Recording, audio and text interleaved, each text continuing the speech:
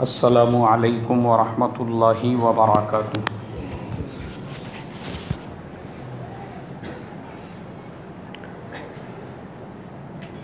बिस्मिल्लाहिर्रहमानिर्रहीम।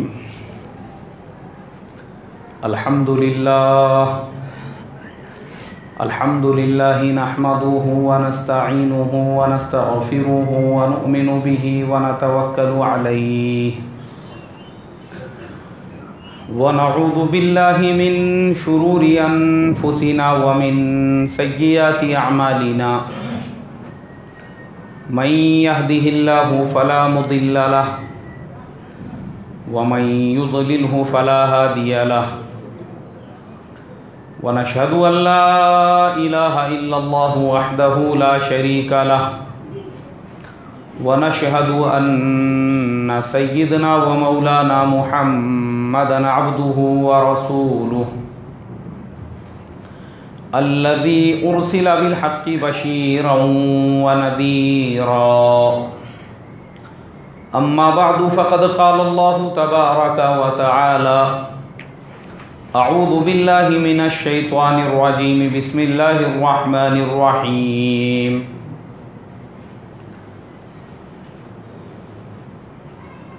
शहरु रमज़ानल्लज़ी उन्ज़िल फ़ीहिल क़ुरआन हुदल लिन्नासि व बय्यिनातिम मिनल हुदा वल फ़ुरक़ान। सदक़ल्लाहुल अज़ीम। मोहतरम भाइयों, बुज़ुर्गों, दोस्तों, रमज़ान का मुबारक महीना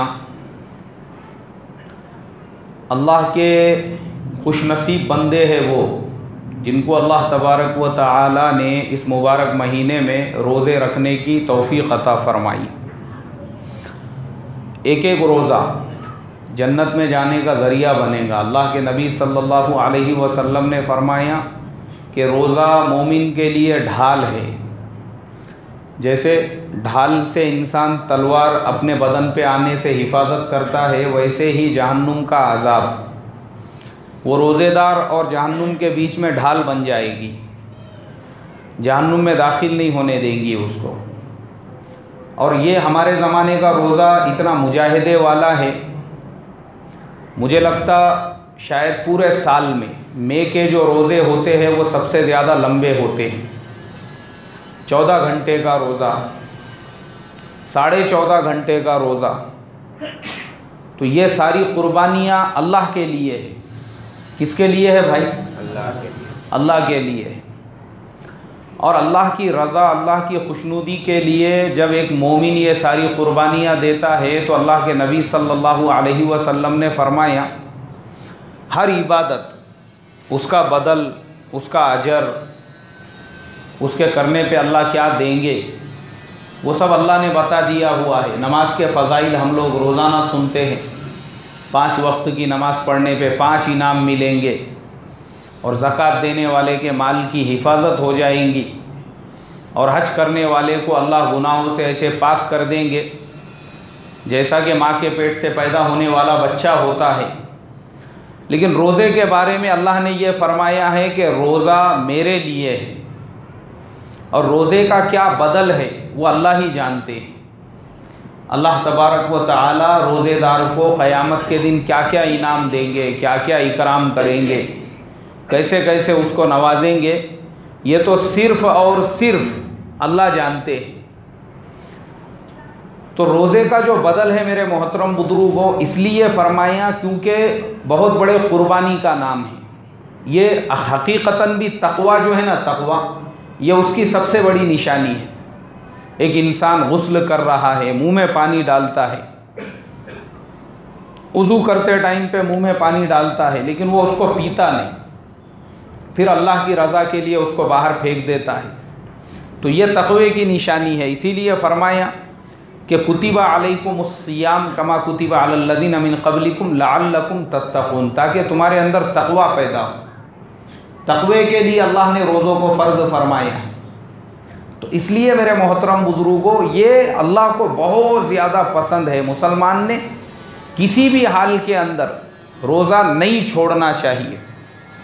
और दुनिया में ऐसे ऐसे मुल्क है अभी जैसे हमारे यहाँ पर बहुत सारे लोग गर्मी की वजह से रोज़े छोड़ रहे हैं। अरे गर्मी बहुत है।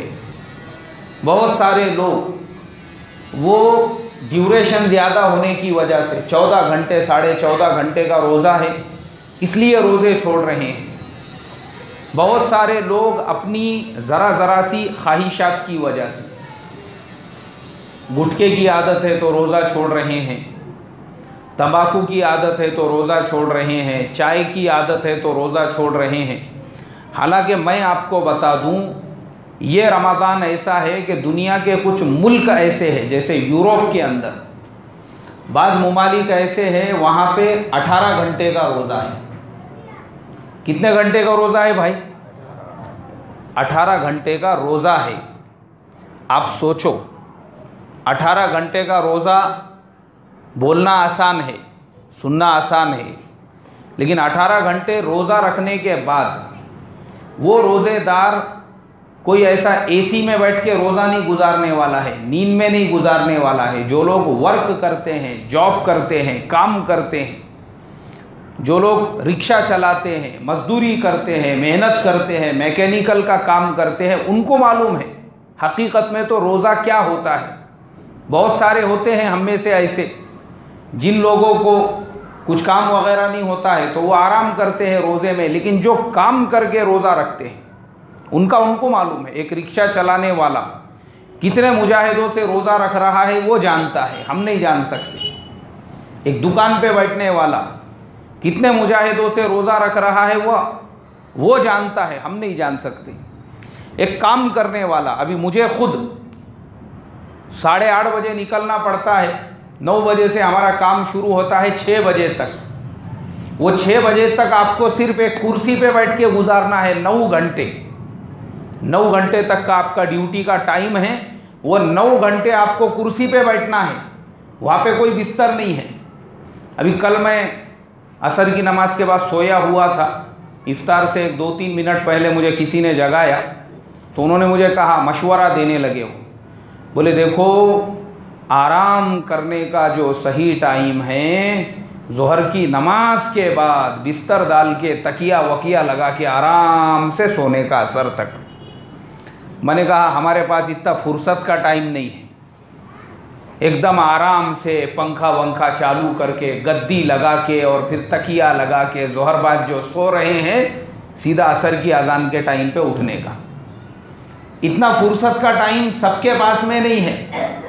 मैंने कहा हमारे पास में यही टाइम है आराम करने के लिए, सुबह फजर बाद से लेकर तो असर के बाद तक कोई फुर्सत नहीं है। ये जो टाइम है मगरिब से पहले आधा पौन घंटे का, इसमें जो आराम का टाइम मिल गया, अगर ये टाइम में भी आराम नहीं करेंगे, उसके बाद में फिर तफसीर सुनाना और तरावी में खड़े होना मुश्किल है। तो मैं एक मिसाल दे रहा हूँ आपको, मेरा तो बहुत आसानी वाला काम है, लेकिन मैं दूसरे लोगों को जो देखता हूँ मुजाहिदे करके, हमारे मुसलमान भाई, अब बेचारा एक रिक्शा चलाने वाला है, सोचो ना 14 घंटे का रोज़ा वो रख रहा है, कितने मुजाहिदों के बाद। और बाद रिक्शे वालों को मैंने देखा वो कुरान पाक की तिलावत भी करते हैं गाड़ी चलाते चलाते। टैक्सी चलाने वाला, जो लोग बॉम्बे पूना अप डाउन करते हैं, वो बेचारों को मालूम है कि किस तरीके से गाड़ी चलाना पड़ती है, घाट में गाड़ी ले जाना पड़ती है और वहाँ से जाना है और पूरी धूप के अंदर वापस आना है, मामूली बात नहीं है। तो ये मुजाहिदा है, मुजाहिदा। और इन सब के अलावा खेतों में काम करने वाले किसान और हम्माल जो वज़न उठाने वाले हैं, हाँ ये बड़ी इबरत की बात है, हमको उसका एहसास नहीं है।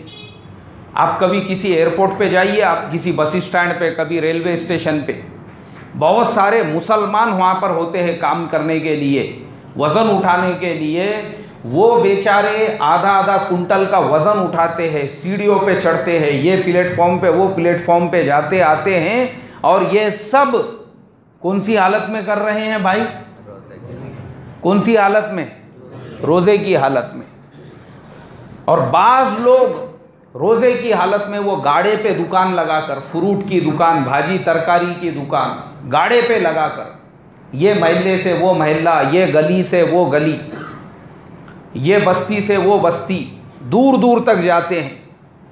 गांव तरफ मैं एक साथी को देखा था, मेरे पड़ोसी थे, मुलाकात हुई मेरी, पता चला वो बेचारे जो है कुछ पेप्सी वगैरह बेचते थे बच्चों को, तो वो रोज़े की हालत में 10-10 किलोमीटर दूर साइकिल चलाकर जाते थे और रोज़े की हालत में वापस आते थे।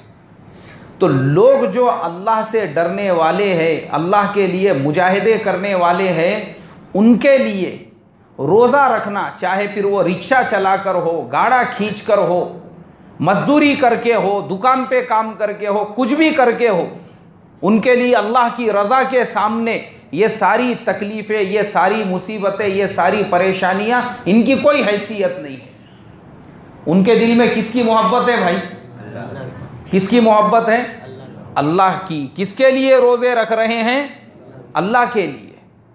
और जो नहीं रखने वाले हैं, जो अय्याश किस्म के मुसलमान हैं, ये अय्याशी की निशानी है। ये तंबाकू के वास्ते रोज़ा छोड़ देना, गुटखे के वास्ते रोज़ा छोड़ देना, सिगरेट के वास्ते रोज़ा छोड़ देना, ज़रा ज़रा सी बात पे से फुंसी आई, बोले इसके लिए रोज़ा नहीं रखा मैं, हाँ पैर में फुंसी आ गई उसके लिए रोज़ा नहीं रख रहा हूँ क्योंकि डॉक्टर ने बोला है ये गोली खाना पड़ेगी। अल्लाह हिफाजत फरमाए। अच्छा हुआ उसके पैर में कैंसर नहीं हो गया, सड़ नहीं गया पैर, पूरे ऐसे आलिया जो है वो वलवल नहीं कर रहे उसके पैर में। फुंसी आई तो आज का मुसलमान रोज़े नहीं रख रहा। सहर के वक्त में लोग फ़ोन करके मसला पूछते हैं, मुझे चक्कर आ रहे बोले थोड़े से, मैं रोज़ा नहीं रखना चाहता। अरे चक्कर नॉर्मली भी इंसान को आते हैं, ब्लड प्रेशर हाई लो ऊपर नीचे हो गया, या एक आध मरतबा इंसान बिस्तर पे से एकदम जल्दी से गड़बड़ में उठ गया तो चक्कर आते हैं। इसके लिए कभी भी बिस्तर पे से उठे तो अचानक नहीं उठने का, बिस्तर पे उठने के बाद पहले आंखें खोलने का और कम से कम 1 मिनट तक वैसे ही रहने का, उसके बाद उठ के बैठने का और दुआ पढ़ने का, अल्हम्दुलिल्लाहिल्लज़ी अहयाना बादमा अमातना व इलैहिन नुशूर, और ऐसा बैठने का कम से कम 2 मिनट तक। कितनी मिनट तक भाई? 2 मिनट। और उसके बाद फिर बिस्तर से उठने का। तो इंशाअल्लाह ना आपको चक्कर आएंगे ना कोई परेशानी होगी। ये चक्कर आते और अक्सर जो है हार्ट अटैक भी आ जाता, अचानक में आदमी सहर के वक्त में उठ गया, ऐसा मत करो। तो ज़रा से बहाने की वजह से आज का मुसलमान वो रोज़े छोड़ रहा है। रखने वाले तो ऐसे भी है जो मैंने बताया, कुर्बानी देकर मुजाहिदे करके वो रोज़े रख रहे हैं, और जिसको नहीं रखने का है ज़रा ज़रा से बहाने करके, ये हो गया उसकी वजह से रोज़ा नहीं रखना है, वो हो गया उसकी वजह से रोज़ा नहीं रखना है। सफ़र है, अब सफ़र की भी मिक़दार है। देखो मैं आपको बताता हूँ, कुरान में अल्लाह ने फरमाया वइन कुंतुम मरदा औ अला सफ़र, रोज़ा आपको जो रोज़े की क़ज़ा करना है वो 2 कंडीशन है, एक तो बीमारी है और दूसरा सफ़र है। ये मामूली जो बीमारियां हैं, सर में दर्द हो गया, फुंसी आ गई, ये इसको बीमारी नहीं बोलते हैं। और सफ़र, छोटा सा सफ़र है, उसकी वजह से भी नहीं। शरीयत के अंदर बीमारी किसे कहते हैं? एक आध आदमी को निमोनिया हो गया, किसी को कैंसर की बीमारी हो गई, उसको कीमोथेरेपी लेना है, बड़ी बीमारी हो गई, शुगर उसका एकदम लो हो गया, अगर वो इंसान कुछ नहीं खाएगा, डॉक्टर ने ये कहा है कि भाई तुमने हर 2-4 घंटे पे कुछ ना कुछ खाना चाहिए तो शुगर तुम्हारा लेवल में रहेगा। ऐसा कोई इंसान है बिस्तर पे पड़ा हुआ है, जो चल नहीं सकता, उठ नहीं सकता, बैठ नहीं सकता, बीमार उसे कहते हैं।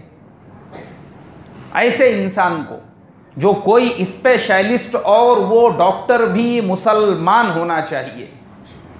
कौन होना चाहिए भाई? मुसलमान होना चाहिए।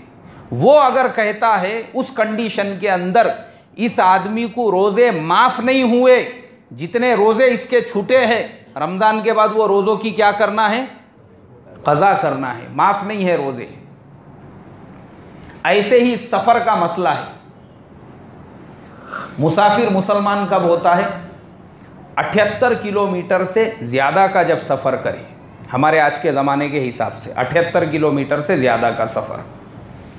अब 78 किलोमीटर का सफ़र, वो ज़माने में लोग पैदल सफ़र करते थे, ऊँटों पे सफ़र करते थे, घोड़ों पे सफ़र करते थे, रेगिस्तान के अंदर सफ़र होता था, पानी का कोई इंतज़ाम नहीं है, रेत है, तो ऐसे इंसान को शरीयत ने मुसाफिर कहा है कि भाई मुसाफिर के लिए गुंजाइश है, वो इंसान जितने रोज़े उसके सफ़र के दरमियान में छूट रहे हैं, सफ़र के बाद में वो उनकी क़ज़ा कर ले। मुसाफिर के लिए गुंजाइश रखी, माफ़ नहीं किया शरीयत ने उसमें, हाँ माफ़ नहीं है। तो मुसाफिर अगर है, अब आप आज के ज़माने के हिसाब से भी समझो 78 किलोमीटर या उसके आगे का सफ़र कर रहे हो, अगर बशाशत से रख सकते हैं तो रोज़ा रखना चाहिए। बशाशत से रख सकते हैं तो भाई रोज़ा रखना चाहिए, लेकिन उज़्र है, कुछ प्रॉब्लम है, परेशानी है, सफ़र में नहीं रख सकते, तो इस्लाम ने इजाज़त दी है, कोई बात नहीं है। आप मुसाफिर है, 78 किलोमीटर या उससे ज़्यादा का आपका सफ़र है, तो फिर आपके जितने रोज़े छूट रहे हैं आप रमज़ान के बाद वो सारे रोज़ों की क़ज़ा रखोगे, लेकिन माफ़ नहीं किया। इसके लिए मोहतरम बुज़ुर्गों, रोज़ों की अहमियत को समझो। ये गुटखे के लिए, सिगरेट के लिए, पान के लिए और ज़रा ज़रा सी ख्वाहिशात और बातों के लिए और चाय के लिए इतनी बड़ी इबादत कि जिसके बारे में अल्लाह के नबी ने फरमाया, अल्लाह ने हर इबादत का सवाब बता दिया, रोज़े का सवाब नहीं फरमाया। वो फरमाया कि रोज़ा मेरे लिए है और मैं ही उसका बदल अता फरमाऊँगा। इतनी बड़ी इबादत कि लोग गाड़े चलाते हुए रख रहे हैं, रिक्शे चलाते हुए, काम करते हुए, हर तकाज़े पे रोज़ा रख रहे हैं। और अफसोस की बात है, ज़रा ज़रा से तकाज़ों पे नहीं रोज़ा रखने वाले। इसीलिए इमाम अहमद इब्न हम्बल रहमतुल्लाह अलैह के नज़दीक जो मुसलमान जानबूझकर रोज़ा छोड़ दे उसका सर कलम करने का हुक्म है। अब आज के ज़माने में शरीयत का कानून नहीं है। हाँ, इमाम अहमद इब्न हम्बल रहमतुल्लाह अलैह चारों इमामों में सबसे ज़्यादा सख्त मज़हब अगर किसी का था और किसी का है तो वो इमाम अहमद इब्न हम्बल रहमतुल्लाह अलैह का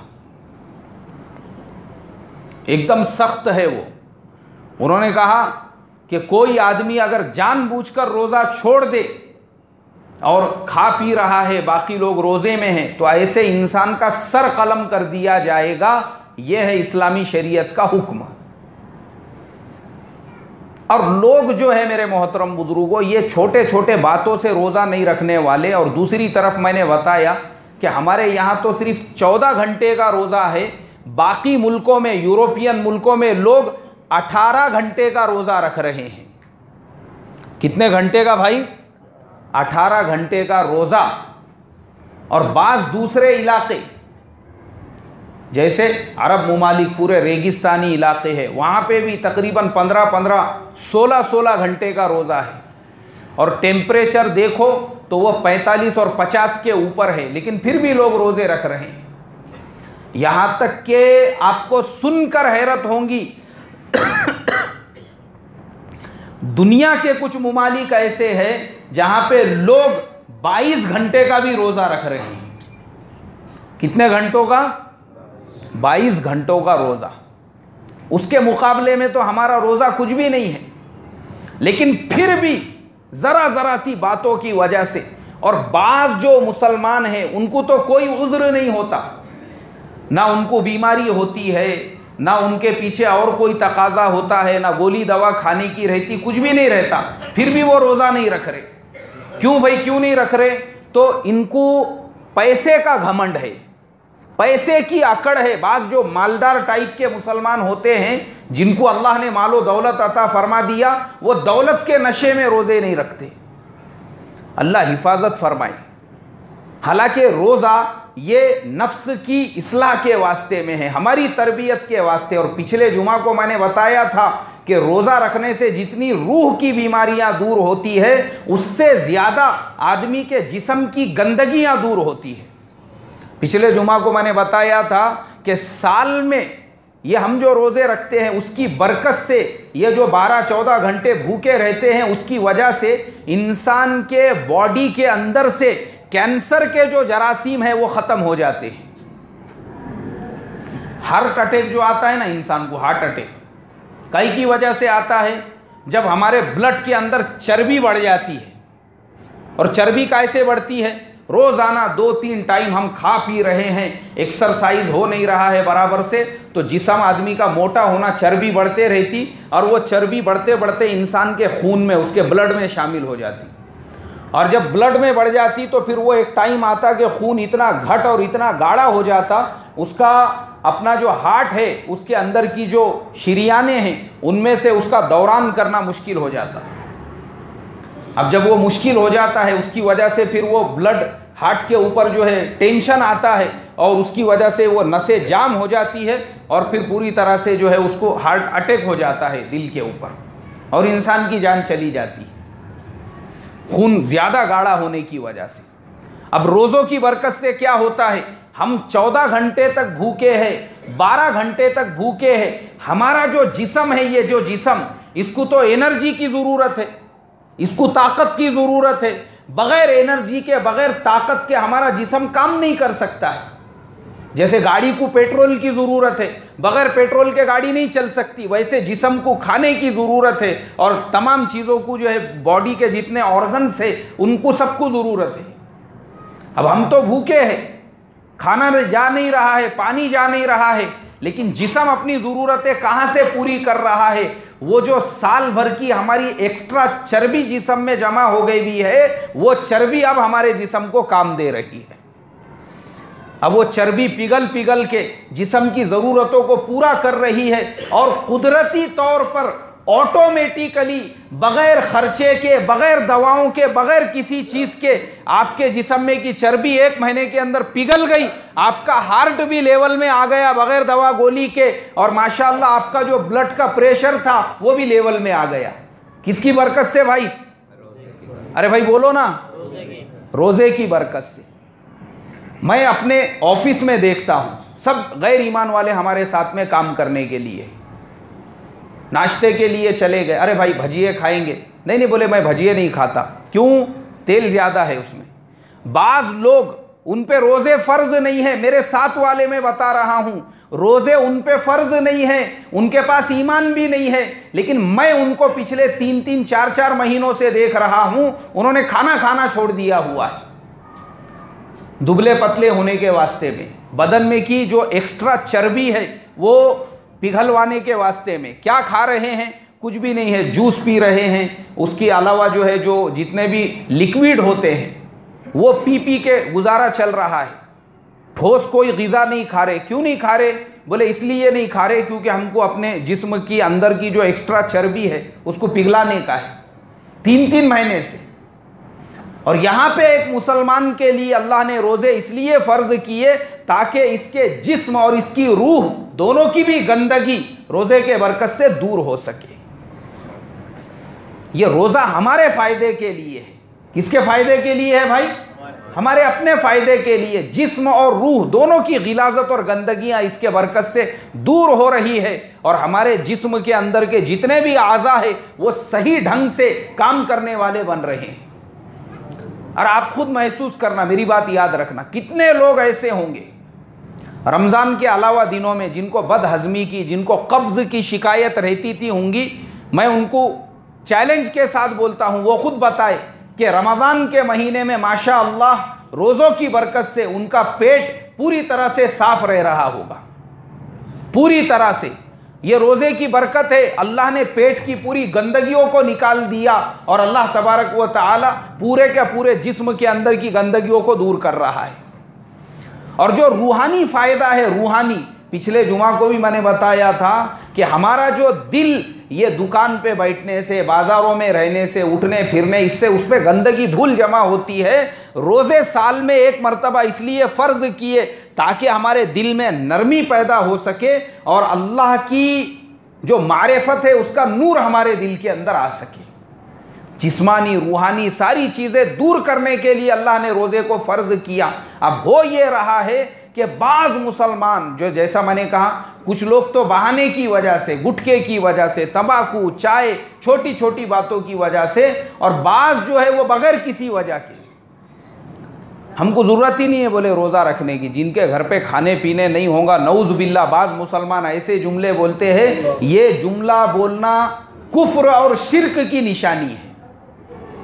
इंसान ऐसा बोलने से ही मुशरिक हो जाता है, इसलिए कि ऐसा बोलने वाला अल्लाह तबारक व तआला के एक हुक्म का मजाक उड़ा रहा है। इसके लिए मेरे मोहतरम बुजुर्गों, चाहे कितना ही आपको बर्दाश्त करना पड़े, बर्दाश्त करो, लेकिन अल्लाह के वास्ते रोज़ा मत छोड़ो। ये एक एक रोज़े की कदर कीमत मरने के बाद पता चलेंगी। एक रोज़ा रखने पर जो अल्लाह इनाम देंगे, जो इकराम करेंगे और हमारी कब्र को जो जन्नत का बाग बनाएंगे, और खुदा ना खास्ता जानबूझ के अगर रोज़ा छूट गया है, वो एक रोज़ा कहीं जहन्नुम में जलने का ज़रिया ना बन जाए। डरना चाहिए हमने अल्लाह से। देखो लोग कैसी कैसी परेशानियों में रोज़े रख रहे हैं। अब मेरे मोहतरम बुजुर्गों, चंद बातें ख़ास तौर पे रमज़ान के एतबार से मैं बताना ज़रूरी समझता हूँ। सबसे पहली चीज़, माशाअल्लाह बड़ी खुशी होती है कि रमज़ान की बरकतों से रोज़ेदारों की तादाद भी बढ़ रही है। मसाजिद के अंदर हमारा रुझान भी बढ़ चुका है। मैं दूसरे मस्जिदों में भी ज़ोहर असर वग़ैरह में कभी जाता हूँ तो देखता हूँ उनके भी 3-3 फ्लोर भर चुके हैं, जगह नहीं है मस्जिदों के अंदर। अब चंद बातें, ये मुबारक महीना अल्लाह के नबी ने फरमाया दूसरे मुसलमानों के साथ हमदर्दी का, गम गुसारी का महीना है।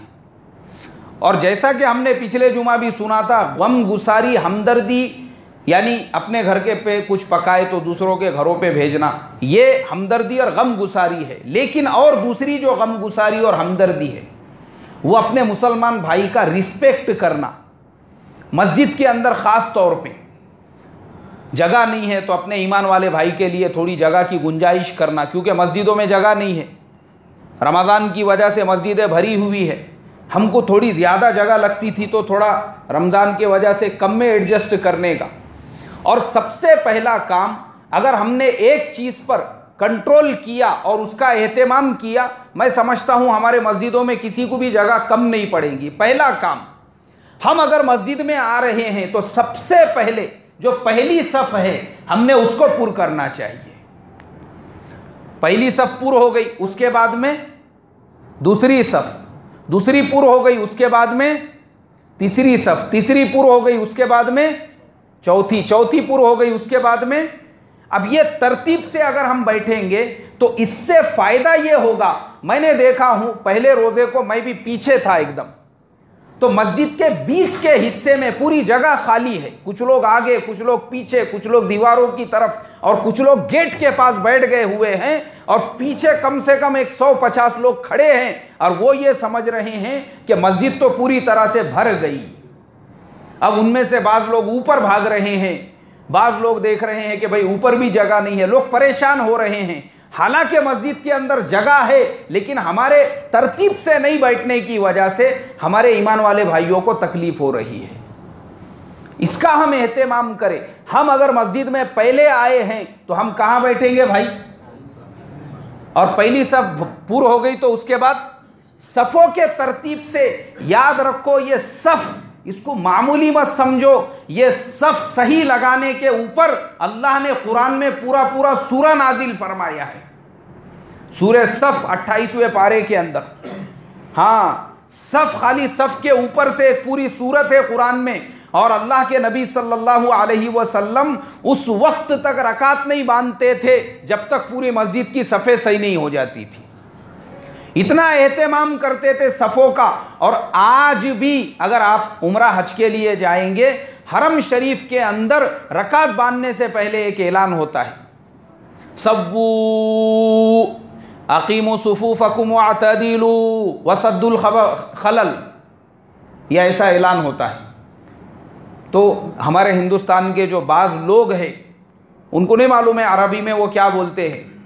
तो एक चाचा मेरे बाजू में थे, उन्होंने बोले ये कौन सी तस्बीह पढ़ रहे? बोले ये रकात बांधने से पहले, अपने वहाँ तो ये तस्बीह नहीं पढ़ी जाती। मैंने कहा ये तस्बीह नहीं है, ये ऐलान है। इसका मतलब ये है कि सफ़ों को सीधा करो और एतदाल के साथ में बराबर से खड़े रहो, और दरमियान में जो खाली जगह है उसको पुर करो। इसका मतलब ये है। और ये अल्लाह के नबी के जुमले हैं जो अल्लाह के नबी के ज़माने से तो आज तक चलते आ रहे हैं। हरम शरीफ में हर नमाज में ये ऐलान होता है, अरब मुल्कों में तकरीबन में ऐलान होता है। कि अपनी सफ़ों को सीधा करो। तो इसलिए याद रखो, मस्जिद में अगर हम पहले आ रहे हैं तो हम पहले सफ़ों को क्या करेंगे भाई, पूर्ण करेंगे। और सिर्फ अपनी मस्जिद के लिए नहीं बता रहा हूँ, आप किसी भी मस्जिद में नमाज पढ़ो, अगर हर मस्जिद में लोग इस तरीके से सफ़ों का एहतमाम करेंगे, इंशाअल्लाह लोगों को जगह कम नहीं पड़ेगी। पहली सफ़, दूसरी सफ़, तीसरी सफ़, चौथी सफ़, इस तरीके से हम सफ़ों को पाबंदी के साथ में बनाएं तो पूरी मस्जिद के अंदर तमाम आने वाले लोगों के लिए इत्मीनान से, सुकून से जगह की गुंजाइश हो जाएगी। एक चीज़ तो हम इसका ख्याल रखें। दूसरी चीज़ और एक चीज़ ये देखने में आई है, आज अल्लाह ताला ने मुसलमानों को बहुत माल दे दिया, दौलत दे दिया, माशाअल्लाह। अब हमारे ईमान वाले भाई, हर आदमी ये चाहता है कि मैं मस्जिद में इफ्तारी के लिए भेजूँ, या मैं अपने घर पे लेकर जाऊँ, या मैं जो है अल्लाह के वास्ते ख़र्च करूँ। लेकिन देखने में ये आया है मोहतरम बुजुर्गों कि अक्सर जगहों पर इफ्तारी का बहुत सारा जो बचा हुआ सामान है वो कचरे के कुंडियों में नज़र आता है। अल्लाह की नेमत है, वो चाहे भजिए हो, खजूर हो, रोटी हो, कोई भी चीज़ हो, फ्रूट हो, हमको जितना खाना है हमने उतना ही काट के अपने सामने रखना चाहिए। नहीं खाना है उसको किसी को दे दो या फिर उसको रखो अगले टाइम के वास्ते में, लेकिन अल्लाह के वास्ते बर्बाद मत करो उसको। मैंने बाज़ मस्जिदों के सामने कचरा कुंडिया जो होती है वहाँ देखा, गोश्त पड़ा हुआ है, खाना पड़ा हुआ है, बिरयानी पड़ी हुई है, रोटी के टुकड़े पड़े हुए हैं, भजिए ऐसे आधा आधा किलो उसके अंदर डाले हुए। यानी जब तुमको खाना नहीं है तो भाई काय के लिए दस्तरखान के ऊपर ज़बरदस्ती इतना सब कुछ डालने का, और उसके बाद जब छोड़ दिए तो वो दस्तर आजकल के ज़माने के प्लास्टिक के हैं, उसको लपेट के फेंक दो उसके अंदर। ये नाकदरी है अल्लाह के नेमतों की। क्या है भाई, अल्लाह के नेमतों की नाकदरी है ये। पहला ज़माना, आज से 15-20 साल 30 साल पीछे चले जाएंगे, पूरे पूरे गाँव में पेंड खजूर देखने के वास्ते में नहीं मिलती थी। ये पुराने बुजुर्ग लोग बैठे हुए हैं, इन्होंने देखे होंगे जो सूखी खजूर रहती उसको पानी में भिगा के रखते थे रोज़ा खोलने के वास्ते में, और वो खजूर से इफ्तार की जाती थी। आज अल्लाह ताला ने इतनी फरावानी कर दी है, 10-10 नमूने की जो है खजूरें मिल रही हैं, तो हम लोग उसकी कदर नहीं कर रहे हैं। वो पूरा दस्तरखान बिछा हुआ है और फिर उसको उठा के, ऐसा मत करो अल्लाह के वास्ते। जितना खाना है और जितनी ज़रूरत है उतना ही अपने सामने रखो और उसको इस्तेमाल करो। और तीसरी चीज़, रमज़ान का महीना है, बाज़ जगहों पर मैंने देखा कि मस्जिद के अंदर जो लाउड स्पीकर है उसके बहुत ज़्यादा गलत इस्तेमाल हो रहे हैं। मस्जिद के लाउड स्पीकरों में सहर के वक्त में कहीं पे नात पढ़ी जा रही है, कहीं पे नज़म पढ़ी जा रही है, कहीं पे हदीस की किताब खोल के वहीं पे बयान शुरू हो चुका है। हालांकि हमको पता होना चाहिए, जिस महल्ले में ये ऐलान हो रहा है या जिस महल्ले में इस तरह की किताब पढ़ी जा रही है या जिस महल्ले में नात और हम्द का प्रोग्राम चालू है, उस महल्ले में खाली मुसलमान नहीं रहते हैं, हमारे बहुत सारे गैर ईमान वाले भाई भी रहते हैं। रमज़ान का महीना अगर हमारे लिए रहमत का है तो अल्लाह के वास्ते उनके लिए जहमत का महीना मत बनाओ उसको। आज ये जो लोग मस्जिदों के लाउड स्पीकर के ख़िलाफ़ आवाज़ लगाते हैं वो सिर्फ इसलिए उनको मस्जिद के अजान की एलर्जी नहीं है। एक बात याद रखो, मस्जिद के अजान से किसी को भी तकलीफ़ नहीं है। अगर मस्जिद में खाली अजान हो रही है उससे किसी को तकलीफ़ नहीं है, बल्कि बाज़ जगह पर गाँवों में, देहातों में आप देखेंगे मस्जिद में अजान जब शुरू होती है, मैंने देखा हूँ, मैंने हमारी गैर ईमान वाली जो बहनें हैं, जो गैर ईमान वाले हैं, वो भी अपने सरों पे दुपट्टा डाल देते हैं। गैर ईमान वाले भी अगर कुछ दुनिया की बातचीत कर रहे हैं, अजान की आवाज़ सुन के वो भी खामोश बैठ जाते हैं। वो भी अजान का इतना एहतराम करते हैं, नहीं भाई अजान हो रही है बोल के, अजान से किसी को एलर्जी नहीं। लेकिन हमारे मस्जिदों के लाउड स्पीकरों का गलत इस्तेमाल होने की वजह से अब मैं देखता हूँ बाज़ जगहों पर मस्जिद में जो शहर से जो ढिंगाना शुरू हो जाता मुसलमानों के इलाके के अंदर, हर मस्जिद में कुछ ना कुछ प्रोग्राम चल रहा है और वो पूरे इलाके में बेचारे गैर ईमान वाले हैं, तकलीफ़, उनके घर में कोई बीमार है, उनके घर में कोई मरीज़ है, अरे भाई मस्जिद के स्पीकर में अगर सहर का ऐलान भी करना है, वो ऐलान पहले ज़माने में, पहले मैं आपको बताता हूँ, सहर का वक्त जो ख़त्म होता था उसका जो ऐलान होता था वो नगारा बजा के होता था, और इफ्तार का जो वक्त शुरू होता था वो भी नगारा बजा के। ऐसा बड़ा नगारा रहता था और एक आदमी के हाथ में वो रहता था बजाने का, वो पूरी ताकत से दन दन दन बोल के उस पर बजाता था तो पूरे गांव में आवाज़ पहुंचती थी, और वो मीनारे के ऊपर रहता था नगारा। उसके बाद में सायरन का दौर आया, जब ये स्पीकर वगैरह आए, क्योंकि लोगों के पास में घड़ियां वगैरह नहीं रहती थी, तो वो हिसाब से सहर का और इफ्तार का ऐलान होता था। अब आज हमारे ज़माने में मोबाइल फ़ोन आ चुके हैं, बच्चे बच्चे के पास में घड़ी है, बच्चे बच्चे के पास में, वो भी वो मोबाइल फ़ोन के अंदर जो है टाइम देख सकता है कि भाई कितने बजे सहर का वक्त अभी ख़त्म होने में टाइम बाकी है। चलो ठीक है, हमारी माँ बहनें हैं, उनको घर में पता नहीं है, अगर सिर्फ इतना ऐलान हो मस्जिद के अंदर कि भाई सहर का वक्त ख़त्म होने में अभी 15 मिनट बाकी है, ठीक है कोई बात नहीं, सहर का वक्त ख़त्म हो चुका है, ठीक है कोई हरज नहीं है।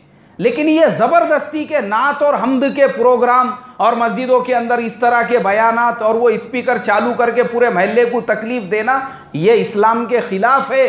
अल्लाह के नबी सल्लल्लाहु अलैहि वसल्लम ने फरमाया, वो मोमिन नहीं, वो मोमिन नहीं, वो मोमिन नहीं जो दूसरों को तकलीफ़ पहुँचाए। क्या पहुँचाए भाई दूसरों को? और मैं यहाँ इसलिए बोल रहा हूँ क्योंकि हमारे मस्जिद में अलग अलग मस्जिदों के लोग होते हैं, जामा मस्जिद के तरफ के भी साथी होते हैं, यूसुफिया मस्जिद की तरफ के भी बहुत से साथी हैं, बहुत से हड़पसर के, काले पडल के, इधर उधर के भी साथी होते हैं, और बहुत सारे जो साथी हैं माशाअल्लाह वो दूसरों तक भी ये बात पहुंचा सकते हैं कि भाई मस्जिदों का जो हमारा स्पीकर है और माइक है उसका इस्तेमाल अजान के लिए अगर हम करेंगे और दूसरों को तकलीफ़ से महफूज रखेंगे तो ये हमारा रमज़ान का महीना जो हमारे लिए रहमत है वो दूसरों के लिए जहमत नहीं बनेगा। तो ये चंद बातें जो मैंने बताया मैं फिर दोहरा देता हूँ। पहली चीज़, मस्जिदों में जब हम आएंगे तो पहली सबसे हम सफ़ों को पूर करें। दूसरी चीज़, इफ्तार सहर में जो खाने पीने की चीज़ें हैं जितनी ज़रूरत उतना ये इस्तेमाल करो, नहीं है ज़रूरत उसको दूसरे टाइम पे ख़र्च करो या सदका दे दो, लेकिन फेंकने के अंदर उसको मत डालो। और तीसरी चीज़, हमारे स्पीकरों का हम सही से इस्तेमाल करें। अल्लाह मुझे आपको कहने सुनने से ज़्यादा अमल की तौफीक अता फ़रमाए। जिनकी सुन्नतें बाकी है भाई वो साथी आगे बढ़े। देखो मैं देख रहा हूँ कि बहुत सारे साथी जो है सफ़ों के दरमियान में भी बैठे हुए हैं। पहले हम सफ़ों को पूर्व तरतीब बना लेते हैं, सफ़े बना लो पहले तरतीब से। बच्चों तुम लोग चले जाओ, ये बच्चों को पीछे रवाना कर दो, सफ़े बना लो पहले तरतीब से। और बाहर जो साथी है वो वज़ू खाने तक साथी नज़र आ रहे हैं, अगर अंदर गुंजाइश है ना तो पहले उनको भी सफ़ों में हम ले ले, नहीं है गुंजाइश तो फिर वो बाहर के हिस्से में सफ़ बनाएं, और वहाँ भी जगह नहीं है तो फिर फ़ौरन साथी ऊपर के हिस्से में पहुँचे। देखो